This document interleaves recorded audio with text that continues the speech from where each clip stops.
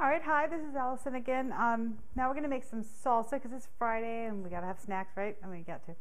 Now, if you have a large food processor, you can use whole tomatoes. If you have a smaller one, you can use whatever. I have, this is called the Maxi Chopper. This is made by Bravetti, which is actually Europro, which is actually the same people that make the Ninja. So this looks pretty familiar. When I saw this on Home Shopping Network, this was without a doubt my favorite product. I loved it. I don't work for Europro anymore and I covet this. All my neighbors love this.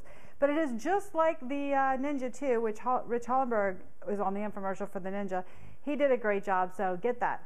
One of the things I do like about this one is because it has the 4 blades, so when you're chopping something, you want everything to chop evenly, right? Because you got this much room. It makes sense if you have blades at every level.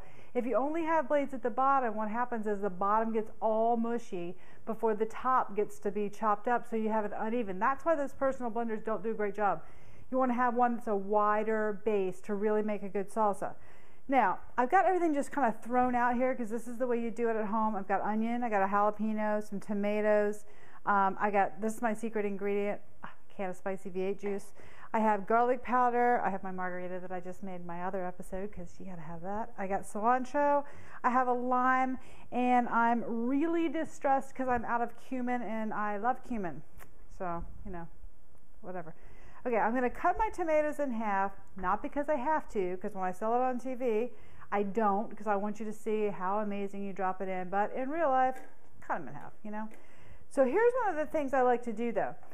Put in a tomato on the bottom. Take your onion, here's a big wedge of onion. I don't really measure anything, I just put in as much as I want, but here's the main thing. Okay, when you get your cilantro, I know it's a little wasteful that you don't use the bottom leaves. I don't care. I'm going to take and rip some off the top, however much you like.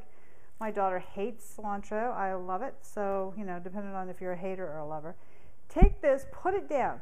Put that there and then add the other tomatoes on the top. Why? Because it will push the cilantro down instead of having it get wrapped around the blades. That's one of the biggest problems I think people make is that they put it all in the wrong way. You have to do it in the right order. Big stuff, some chunks at the bottom, things that you want mashed in the middle, chunks on the top, so it all will mix together. Now, I'm going to add some garlic powder because everything's better with garlic, right? And I don't have my cumin. I'm trying to get over it, but I'm going to add some lime. Oh, I forgot to roll it to get a little more juice out of it. I'm going to add a little lime here because you got to have the lime. Gives it a little something. Let's add in the can of spicy V8. This is always kind of a guessing game on how spicy you want your salsa. And you see that I'm just making this much. You know, if you're making fresh salsa, I don't like to put it away. It kind of separates sometimes. I'm going to add a jalapeno. This is up to you. The seeds obviously make it a little hotter if you leave them in there. I don't mind the hot. And I know this is a weird thing. It's not very ladylike to do, but I'm going to taste it. Yeah, okay, it's up. Because if you put too much in, then you've ruined the whole thing. That way you can kind of tell, and then of course you have your handy dandy margarita to soothe your tongue. Nice. All right, put the lid on here. Now with this, you just simply squeeze it and you set the lid on. I think the Ninja's pretty much the same way.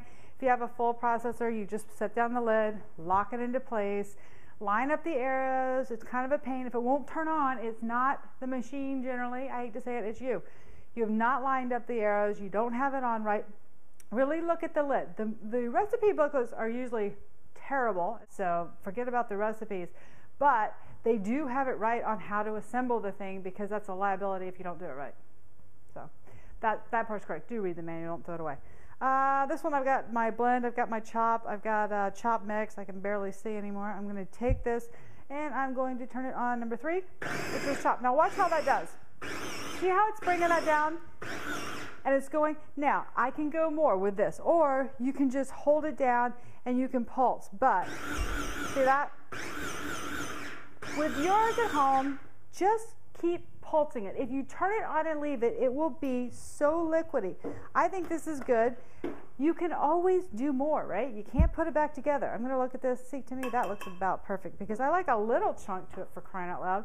The other thing you can do at this stage, if you really like it more like a paste kind of, add a little bit of tomato sauce to it. That'll thicken it up. Now, here we go. There's that. That looks yummy, right? And I still have plenty left. Yep, good for fish. Love it on mahi. Add a little mango to it. Add a little pineapple to it. Make it your own. Let's try it. Really good, but totally needs a cumin. Don't forget the cumin. All right, that's salsa, and see you next Friday for another drink and another app. Thanks.